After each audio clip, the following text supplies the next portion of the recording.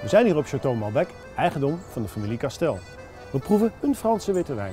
De familie Castel maakt al jarenlang wijnen van bijzondere kwaliteit. Het is een traditionele familie die gebruik maakt van moderne technieken. In de wijn proef je de diversiteit eigenlijk van alles wat Frankrijk te bieden heeft. De wijn is gemaakt van de Chardonnay-druif. Het is een toegankelijke frisse wijn die geschikt is om bij iedere gelegenheid te drinken.